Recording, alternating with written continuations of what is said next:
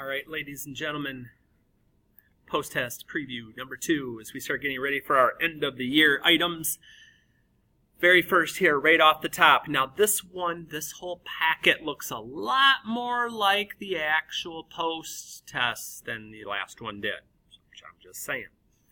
Identify the transformations from the original y equals log of the x for the following graph. In other words, transformations, remember, that's just a fancy word for shifts.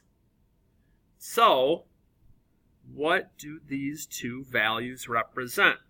Okay, remember, inside the parentheses is my left, right, but it's the opposite of what you would think. So the minus 6 there would be right 6. And then the plus 3 is my up and down, but it does go with the sign that we normally would go with. Okay? So that's the only two things I'm going to do there. No solving, just up, down, left, right. And that's it. Identify the amplitude and period for the trigonometric function.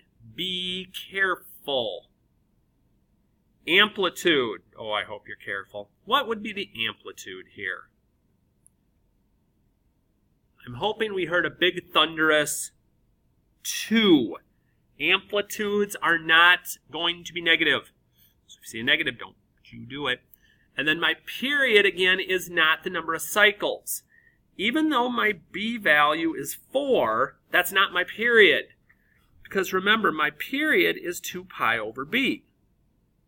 Or in this case, 2 pi over 4. And yes, you need to simplify the coefficients.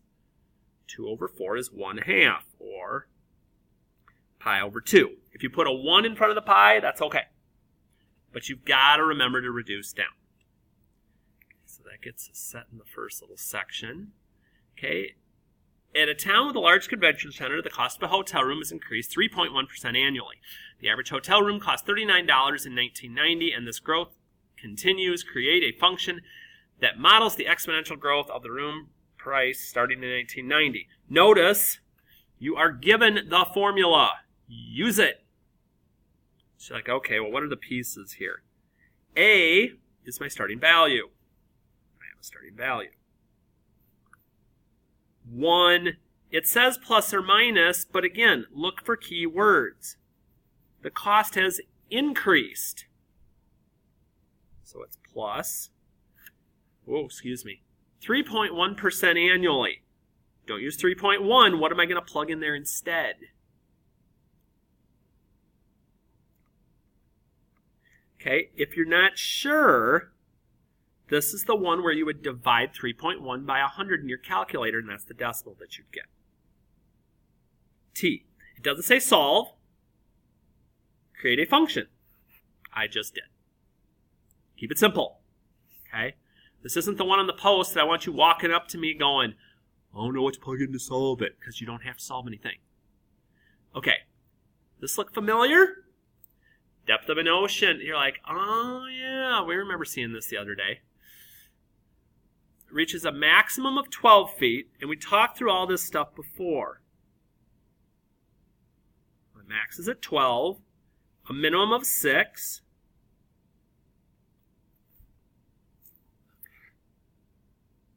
So I can start to put this together a little bit. And we said, oh yeah, I've got to know these 3 things to be able to work this out. Well, I'm very quickly going to get these 2, even though we had called this C before. So remember, my midline is the sum of the max and the min divided by 2. So 12 plus 6 is 18, divided by 2 is 9. That's my C value, or we could call it K. So you're like, okay, that's going to be the number in the middle over here. My amplitude is the difference of the values divided by 2. 12 minus 6 is 6, divided by 2 is 3.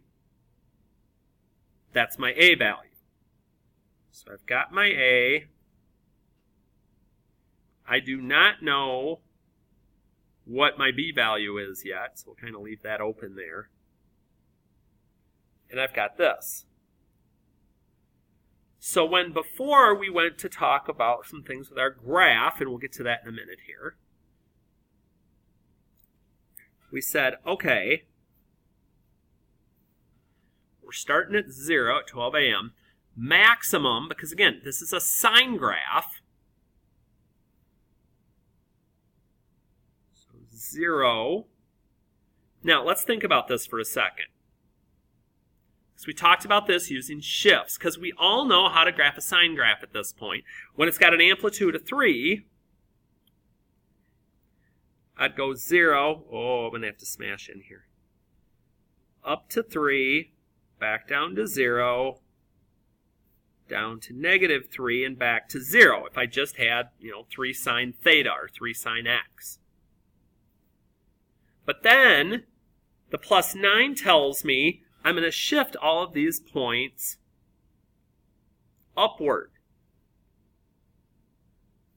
So 3 plus 9 is 12. There's my maximum. 0 plus 9. -3 plus 9 is 6. 0 plus 9 is 9. So this is my actual graph. And I say, hey, the maximum was 12. That happened at 6 a.m., so that's 6. The minimum of 6 feet happened at 6 p.m., but I can't write 6 here. How long is it from 12 a.m. to 6 p.m.? Well, let's see. 12 a.m. to 12 p.m. is 12 hours, and 6 more would be 18. But let's say I didn't want to think about that, or I'd forgotten that. Could I get the numbers in the bottom without that? And the answer is yes. Because remember, this is a pattern. Once I know that first value is 6, I know every line after it is going to go up 6 more. What that also tells me is how long my period is going to be. So my period is how long does it take from start to finish for my graph? Well, it takes 24 hours.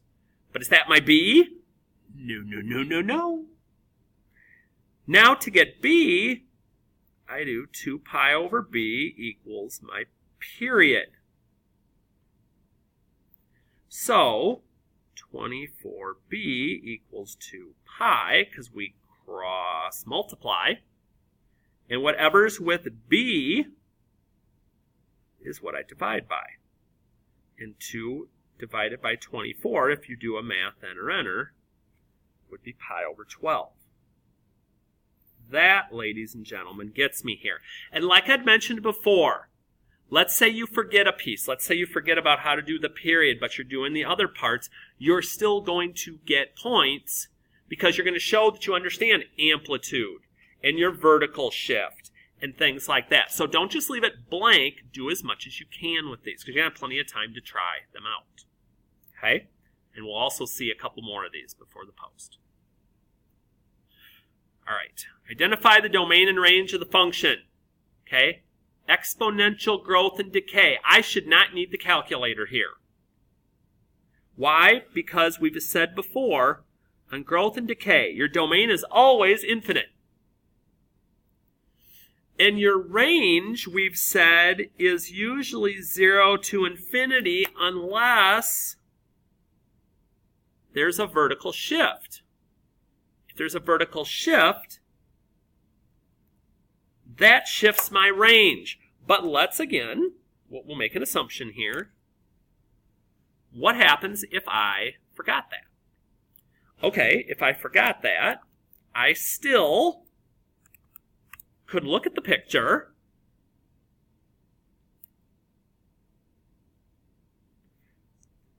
and what I would see, so I look at my graph, and I see that it goes forever to the left and forever to the right. I could see that. Because again, domain is my x values.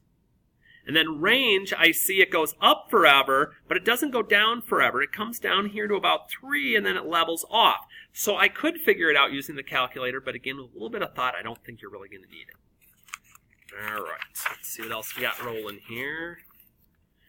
End behavior. Another one we've talked about recently. So I'd look at this and I'd say, okay, it's another growth function. So I know a couple of things. I know first, there's a direct correlation with domain here and range. Since my domain is always negative infinity to infinity, so is this. But remember, when I'm thinking about a picture, negative infinity talks about going left, positive about going right. And again, if you want to look at a picture, you could. You get that typed in and you go, okay. So remember, f of x is a fancy way of saying y. So as I go to the left, what y value am I getting close to? Well, it looks like it's right on the x-axis, so that'd be 0. As x goes left, y gets closer to 0. That's true. But as x goes to the right, y keeps going up, up, up, up, up to infinity. And isn't it coincidental, not really, that there was no up or down shift, and so my range should be 0 to infinity, and my domain would be negative infinity to infinity. They all come together when you practice, that is. All right, 7. Sketch 2 cycles of the graph, 2 sine, 2 theta. Okay. Well, we'll start with one graph here. So I see my a value is 2. So my max will be at 2. My min will be at negative 2. I also see that my b value is 2, which tells me my period is 2 pi over 2, or pi. That is the last value of my first cycle. And we've talked about how to get the rest of them. So remember, I'm starting at 0. This is like pi or 1 pi. What's in the middle of 0 and 1? 1/2. What's in the middle of 0 and 1/2? 1/4. But we've also talked, if you forget that, we have a little bit of a malfunction there. You always can add the values of the two endpoints, not with the pi included, and take their average, which gives me 1/4. But that also gives me the opportunity now to work the pattern all the way through. 1/4, and I keep adding a 4th. I won't go there quite yet. So 3/4 doesn't reduce at all, but that would get me my other one in case I forgot. Sine graph. Am I starting at 0 or am I starting at 2? Again, hopefully a chorus of zeros. 0 max, 0 min, 0. So there's my first cycle. Now to keep it going for my next cycle, just keep the pattern going. 5/4, 6/4, 7/4, 8/4. Reduce the fractions as much as you can. If they don't reduce, just leave it in there with pi. If it does reduce, like 6/4, math, enter, to 3/2, then you need to do that. So 3 pi over 2. I just write the fraction with the pi on top.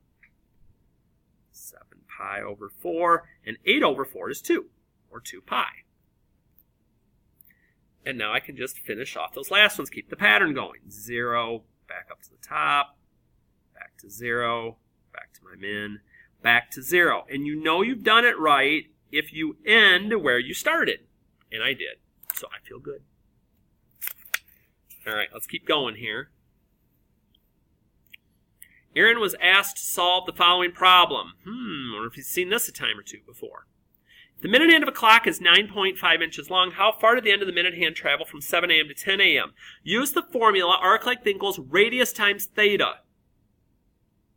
Okay, so let's forget about Aaron for a minute and think about this. The minute hand of the clock is my radius. Okay. My job is to figure out the radian measure of the angle. So here's what I got to figure out. 7 a.m. to 10 a.m. How long is that? It's 3 hours. Okay.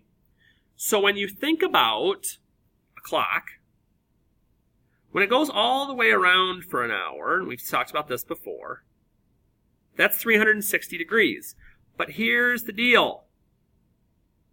My angle has to be in radians, not degrees. So we've talked before about how 360 degrees is 2 pi. I can calculate it if I need to. 360 degrees times pi over 180. Reduce the 360 over 180 and you get 2, or 2 pi. So for every hour, it's going 2 pi in radians. So I write that down. So 6 pi is going to be my theta. Now that's not the answer, but it gives me the other piece that I need. So now we're going to go ahead and do the correct calculation because we've talked enough to know. If it says, is there an error or is she correct, we know there's going to be an error somewhere.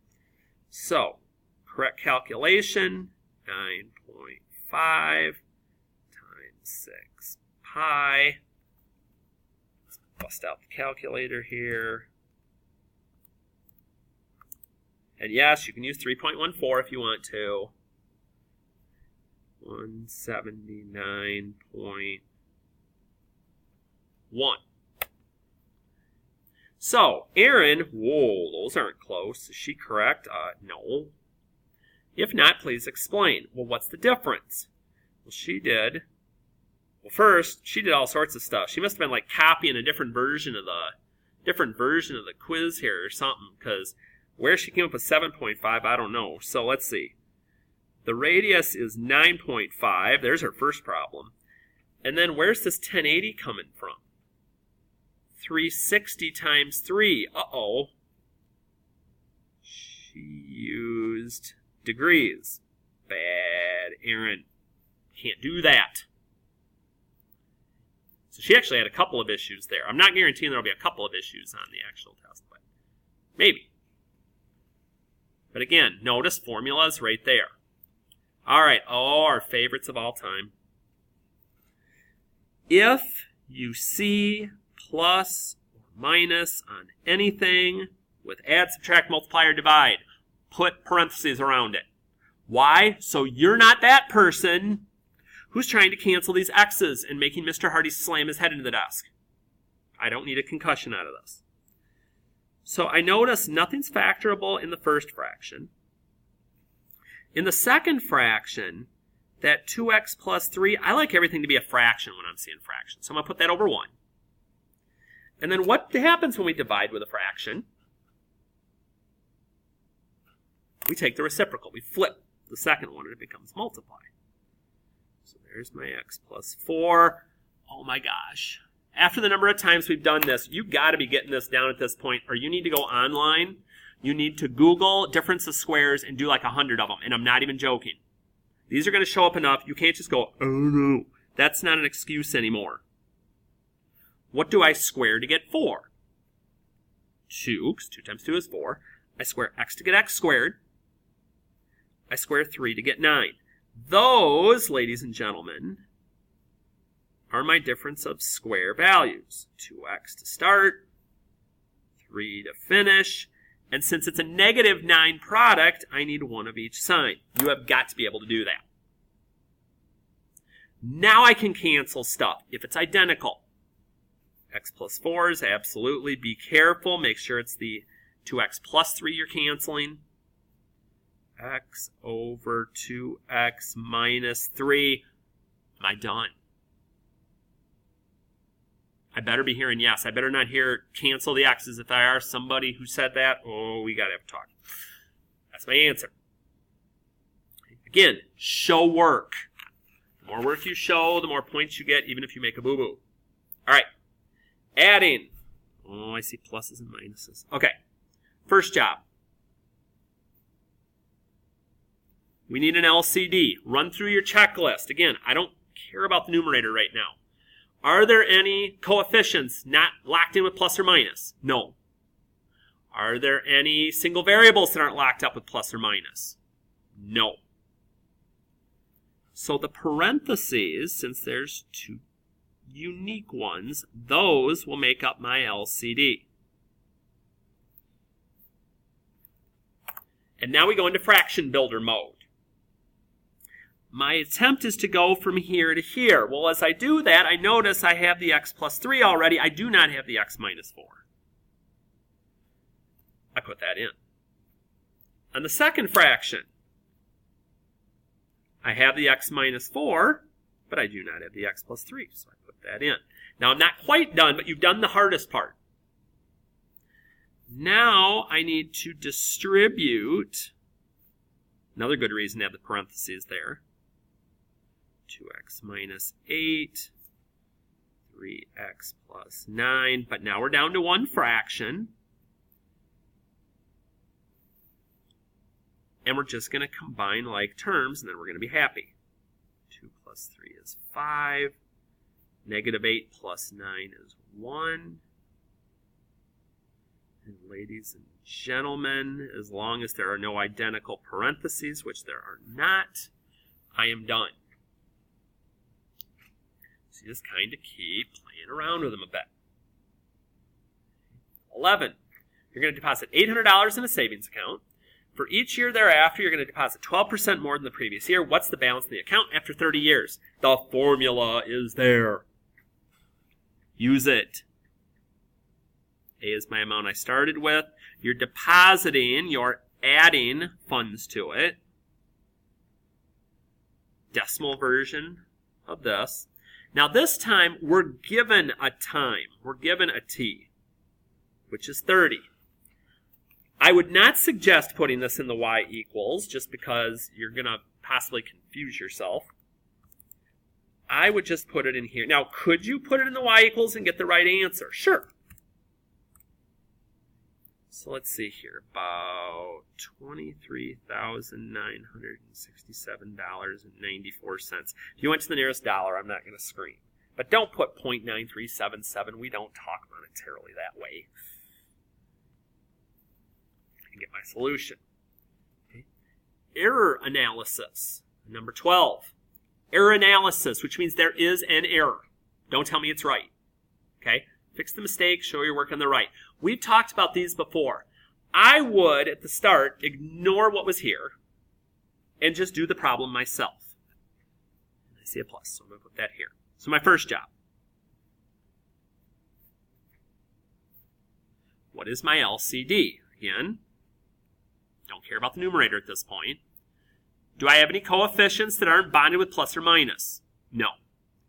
Do I have any single variables that aren't bonded with plus or minus? Yes. So that's part. Do I have any parentheses? Yes. Okay, that's why we put the parentheses around these. So we don't make that mistake of thinking this x and that x are the same thing, because they're not. And now we go into fraction builder mode. I got the x plus 4. I did not check off the x. Here, I've got the x. I did not check off the x plus 4. And now it's really similar to number 10. I'm going to get down to one fraction. Do a little distributing here.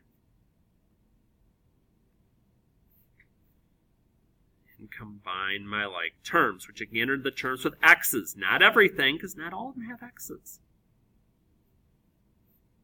Nothing identical, and I'm good. Now we got to go see what went wrong over here. All right, what went wrong? Well, I noticed one thing right away. I don't see another x down here. So, wrong LCD. Then, what are they doing? Oh, I see. They just thought there was a 4 missing.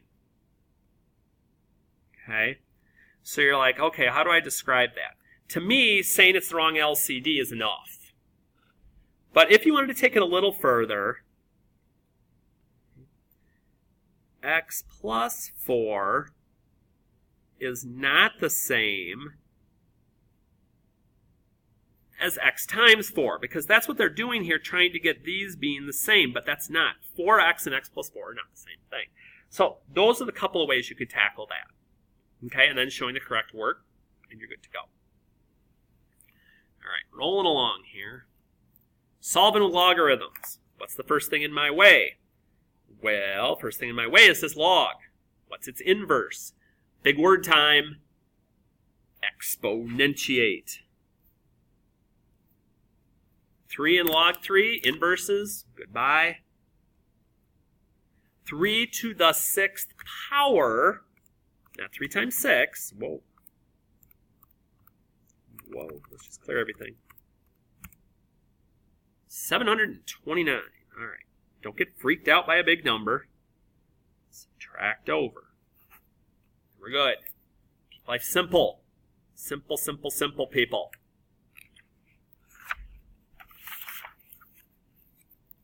All right, solve. Now here I would have some options normally.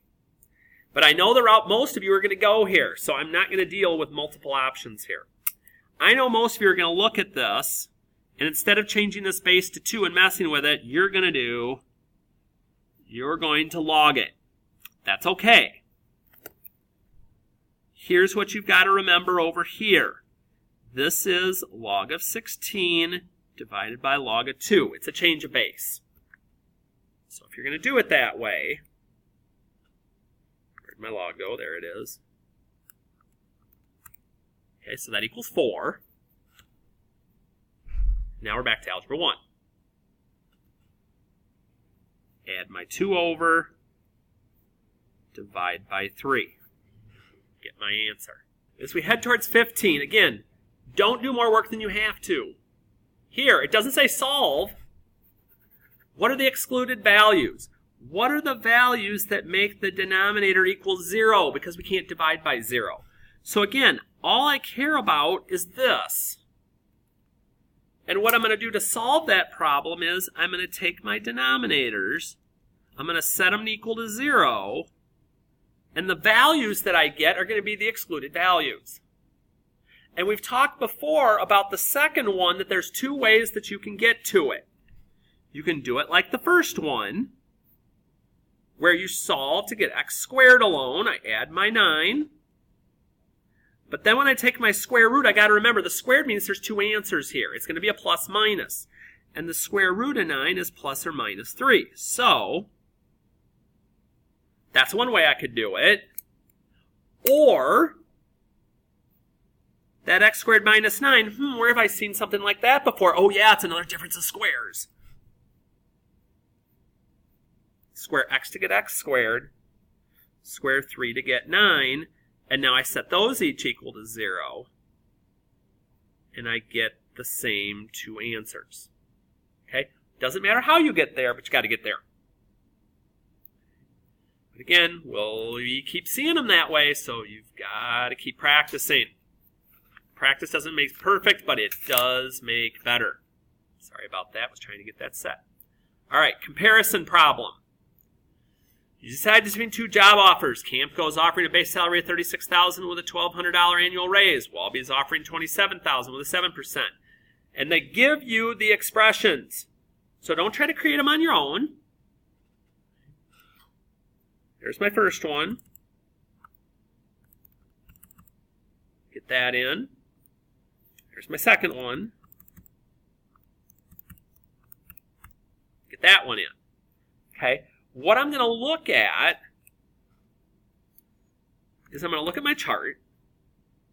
And I notice at the start, the first one, okay, Campco is better right now. So my job is to scroll down to see how long it is before the second column gets bigger, when it overtakes the first. And I notice when I get to year 8, now the red column's bigger. So, how many years later will Walby exceed? 8. Which offer is best? Well, it depends. If I stay 1 to 7 years, Campco is better. 8+ years, Walby is better. Okay, some sort of explanation with that on how I would want to make a decision based on those. But that's how that kind of comes together. All right, so we keep rolling. We want to know how students may perform on an upcoming test, so you watch how they study. Now, let's not be creepy about it, though, just kind of from a distance. Determine whether the following situation calls for a survey, an observational study, or an experiment. Well, a survey would be asking people how they study. Well, you're not. You're just kind of watching, so it's not a survey. An experiment, you would tell them how. You'd have one group doing it one way, one group doing it another. Again, you're not telling them to do something. So you're just watching them. You're observing them and studying how they do things. So an observational study. You want to survey a sample of a local fast food chain on food quality. Describe how you administer the survey. Justify that your process is random and unbiased. Okay. So let's make up something here. Let's say a local fast food chain. Let's say Beefaroo. Okay, so if you're trying to figure out food quality at Beefaroo versus other places, who would you survey? Maybe you survey multiple fast food restaurant customers.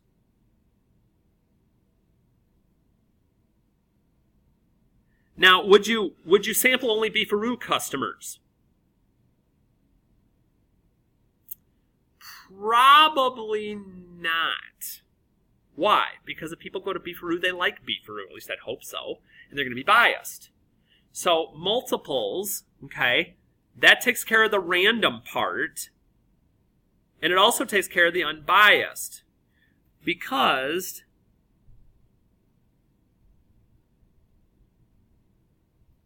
you're going to get honest opinions from multiple places. If you only went to Beefaroo, they might all say they like it. If you only went to all their competitors, they might say, oh, Beefaroo, they suck. Okay? So you've got to get a mixture of that to be able to get an idea, is Beefaroo really good on their quality or not? But just something of that range. It doesn't have to be that exact, but you have to be able to explain where it's random and that it's not biased somehow. Okay? Multiple ways to do that. All right, for a statistics project, a group of students decide to collect data in order to approximate the percent of students in the area going to a community college instead of a four-year university. They collected their data by interviewing students at Rock Valley College. Was this a good method of sampling? Not really. Well, why would that be?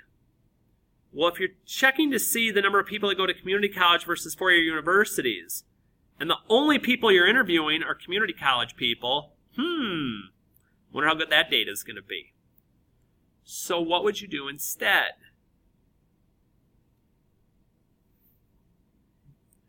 Yeah, now there's a lot of options here. You could say, survey graduating high school seniors. Because now some of them are going to Rock Valley, some of them are going to four-year colleges, some are going to tech school, some are going to school at all. So you kind of start working it that way. I suppose you could even say, do some at Rock Valley, some at Northern, and things like that. That would be an option.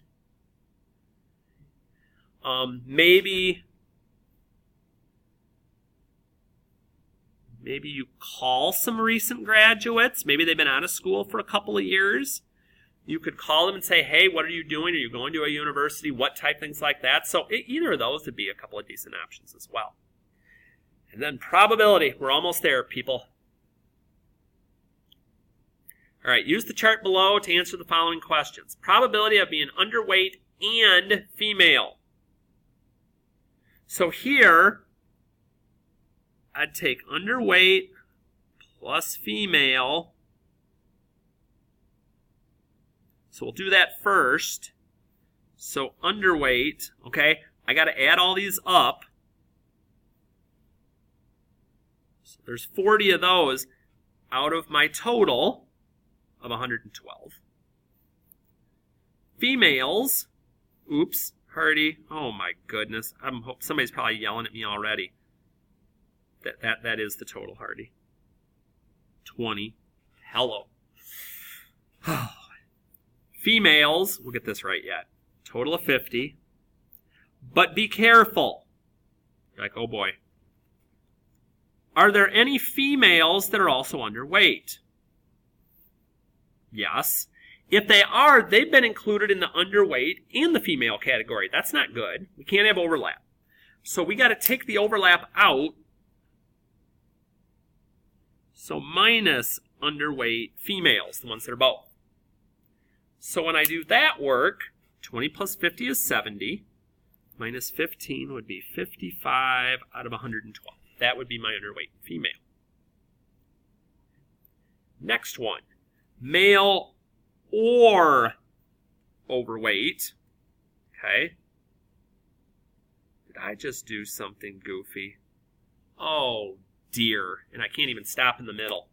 Okay, we're going to do this one. We got to go back to the other one because I did something really boneheaded and I made it harder than I needed to. So let's just do this for right now.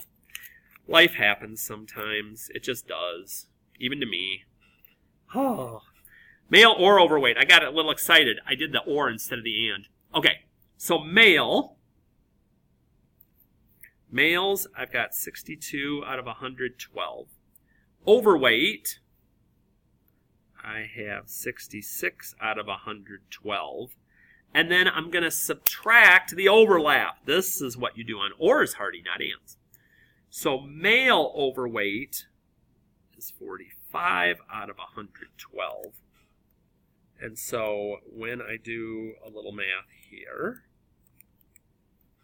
I end up with 83 out of 112. Now, here's why we got to go back to the last one for a second. Harty didn't read well. This says and. Okay? So here,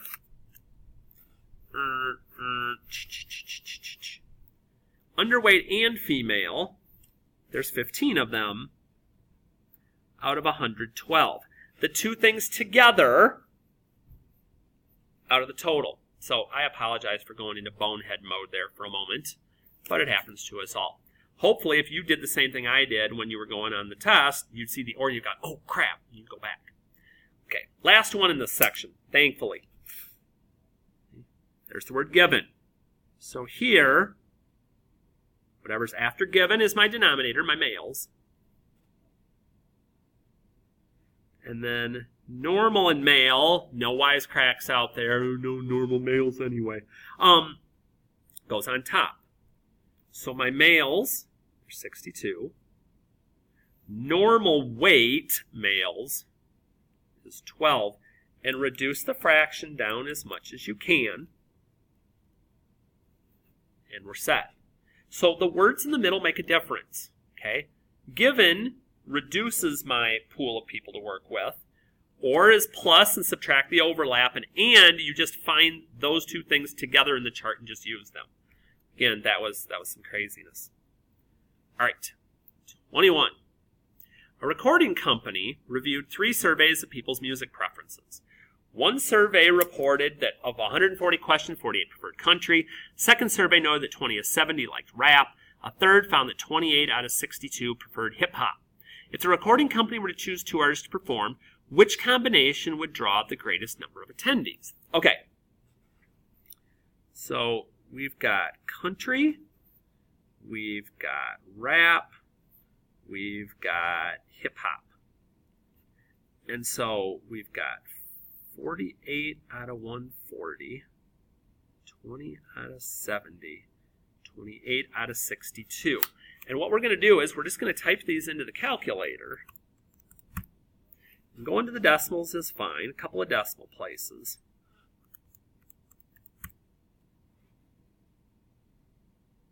Because what we're actually doing here,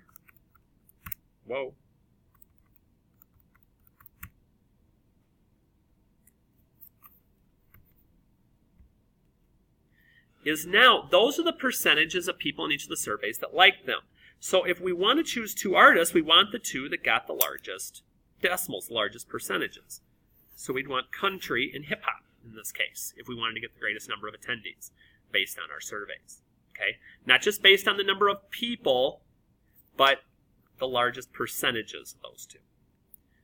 And finally, Oh boy, error analysis again. Here we go. Survey asked 40 people where they learned about current events. What's the probability a person gets the news on TV given that the person is male? No, it's not quite time to go, but we're getting there. So, let's see. TV given male. So we know that it's going to be male over, okay. There's my given. So after it's male, that's my denominator. The two together, TV and given, that goes on top. So I'm like, okay, male. This time I got to add them up. 6 and 3 is 9, 15, 20. And TV male is 6. But I have to reduce it with a math enter. So it should be 3 out of 10. And Jackie messed up. At least it wasn't me this time. What did Jackie do instead? Well, let's see. Where's she getting 40 from? Well, let's add these up too. 5, 8, 16, 20. Oh! Jackie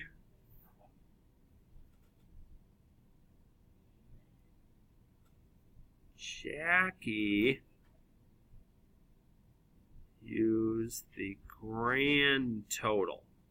Jackie used 40 instead of 20, so this would have been TV and male. Okay, not get TV given male. So that again, both of those kind of show me, but that's actually the better answer here of the two. So ladies and gentlemen, this looks a lot like what you're going to be seeing for the post-test. So go back over it, grab an extra, look over some of the things. We'll probably see one more before then.